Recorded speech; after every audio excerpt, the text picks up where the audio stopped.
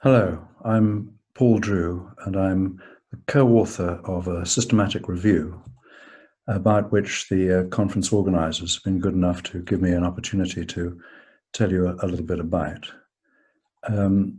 This systematic review, you can see from this title, is a review of studies comparing the delivery of psychological therapy by telephone and by face-to-face.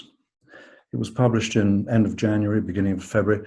So as you can imagine, it's had quite a bit of interest, given how much certain medical services are moving to either telephone or a virtual, certainly a non-present mode or format. And before I get to the details of that review, I wanted to, first of all, give you a little bit about the background to this review. About 8 years ago, I did some work with Annie Irvine and Roy Sainsbury, in which we looked at interactions in interviews, which had been collected as a part of a study that Annie was involved in. These interviews were about mental illness and mental health, mental illness and employment. There were 11 interviews collected for that study, made by the same researcher, but some were face-to-face, 5, and 6 were telephone. This was just based on geographic distribution. If the interviewees lived too far away, then they were telephoned. So we had a very fortuitously equal sort of samples of face-to-face and telephone interviews. They were also collected before we were interested at all in the possible mode effect, so they weren't collected for that reason. We were interested in it, and I should say that Annie led this and was interested in it because of the concern that professionals can have about the rapport or naturalness of interaction in telephone interactions. I think the concern is that naturalness is compromised, and that it's less easy to build a rapport between the interviewee and the interviewer. So we were interested in comparing those two sets. We focused on interactional differences, not their substantive content. And we particularly were looking at differences that might be associated with really the information giving, reception and comprehension, whether people understood one another, and the practices that display understanding and remedy misunderstandings when that's necessary. We also looked at the interview duration, the duration of the interviews, telephone interviews compared with face-to-face. The results of this, broadly speaking, I've given a bit of detail here, but I'll just concentrate on the bottom line, as it were, which is there were some slight differences, but not very significant ones in our data set. For example, the second point, interviewees ask for clarification slightly more commonly in telephone interviews than in face-to-face. Rather surprising, the third bullet point there is, rather surprisingly, interviewers gave vocalized acknowledgements rather less frequently in telephone interviews. Now, one might have expected that vocalized acknowledgements, I see, I understand, or I get, that sort of acknowledgement, we would have thought would be more common in telephone, but it was less common. But apart from those very slight differences, the one that did stand out was that telephone interviews tended to be shorter than face-to-face. So those were our results, and the overall findings here. I'll just go straight to the point in the study showed that certain differences between interview modes do emerge, but those are relatively minor. Other than the last bullet point there, which is that the telephone interviews were rather shorter. So those are our findings from that study. And then Annie and I are working on a project that's based in really in a consortium in Manchester.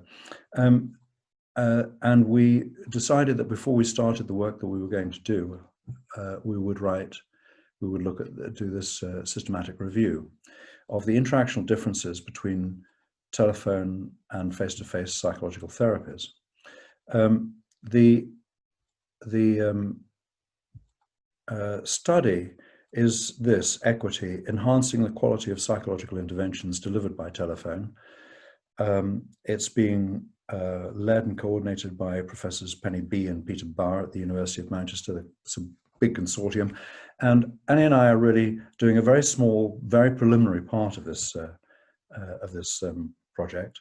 We're looking at the interactions between PWPs and patients in the telephone delivery of IAPT. That's not going to play any further part in this. So just to say that our methodology is conversation analysis. So we're looking directly at a corpus of these interactions to examine how they are conducted.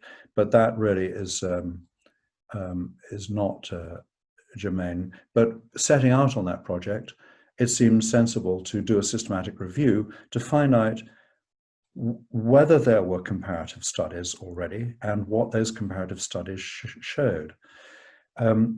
We found, first of all, that the initial trawl showed up 2,000 studies, but that was whittled away to 15. It's always the case in systematic reviews, down to 15 that met these key criteria. We wanted empirical comparisons, direct comparisons of telephone and face-to-face therapy modes. We wanted to look at findings from these studies about interactional features of the therapeutic encounter. We were less interested in sort of substantive or content issues, but more to do with how did the interactions, how they conducted. And the third is that the studies should be of mental health problems as the focus. So our focus really in this bolded last bullet point is focus on process features, these interactional features of therapeutic interactions rather than outcomes. Now, the variables that so within each of these studies, these 15 studies, we were looking really at certain variables: duration, as before, alliance, disclosure, empathy, attentiveness, and participation. We were interested in those because those are exactly as it were, the features or the variables that I think many professionals particularly are concerned about. I think that many are concerned that those features are compromised in telephone delivery, that it's difficult to establish an alliance with the patient, that patient disclosures are perhaps inhibited in telephone therapy. There's less empathy and the rest of it. So these are the main features of the concerns that are commonly expressed with telephone delivery. And we wanted to explore what these studies, the 15 in our reduced corpus, suggested. And cutting to the headline, we found that there was very little evidence of comparative differences between on features such as alliance, disclosure, empathy, attentiveness, or participation when one compared the telephone with face-to-face. Very little evidence of any real difference. Of course, there was with duration, again, continue to find that telephone interviews are shorter. In a sense, you could say more concentrated than face-to-face. But in terms of those key dimensions, there really is no significant difference between telephone and face-to-face. The implications of those results, and this is perhaps important, that what we were finding was that there is no empirical evidence to support this kind of prevailing, I've said, the prevailing professional narrative or view that the absence of the visual and physical co-presence, the absence of body language and those kinds of things, is detrimental to alliance formation. That is a prevailing professional view. Without seeing the patient, without body language and the rest of it, then it's difficult to form an alliance with them. Again, our review of these studies failed to reveal evidence that empathy, attentiveness, or participation suffer through the telephone mode. One interesting point that emerged from these studies is that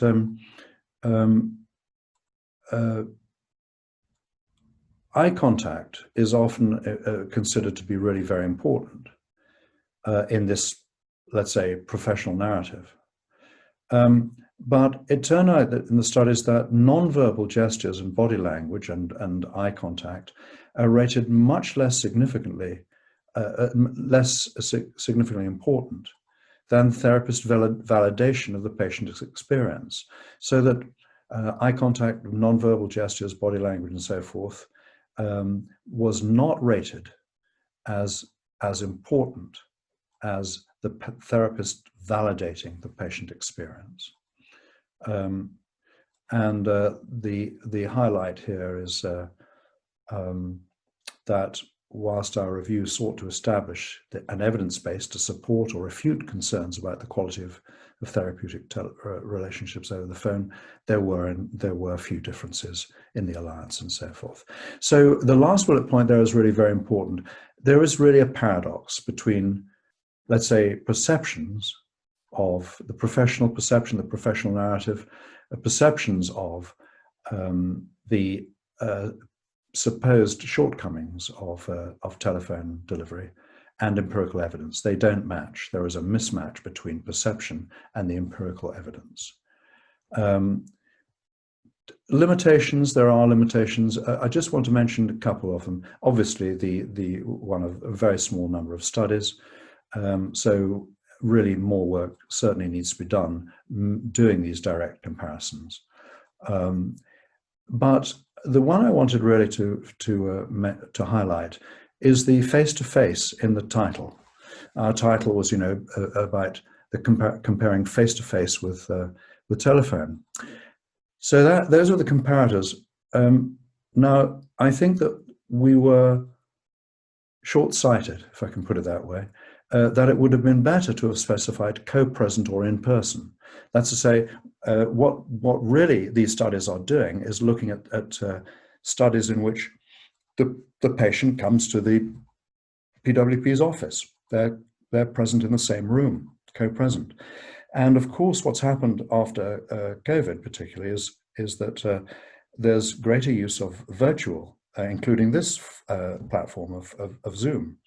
This is also face-to-face, but it's not co-present. And there could be differences here between, on the one hand, telephone, on another hand, face-to-face, as in Zoom, and lastly, co-present. And those three, I think if we were doing this again, although actually I doubt whether there are yet studies of other virtual forms, though I'm sure they're being done. But we have to remember that the face-to-face consultations that we were talking about were really co-present. And I know that in some therapeutic regimes, EMDR, for example, that the practitioners in that area moved, some practitioners anyway, moved quite a while ago to Zoom, not to move away from co-present in person to Zoom, because they have, I think, they have a sense that the consultations they hold, if that's the right word, are more intense, more focused. It saves time. You don't do a lot of the kind of social talk and recalibrating their emotional stance towards one another. You get straight down to business, and it is focused on exactly what they want to do, which is want to be focused on, which is the person's face. And so I think there is certainly a case for considering co-presence as different from other forms of face-to-face consultations. And here we've given some references that you might find useful. So that's it in a nutshell. Thank you very much for listening. Goodbye.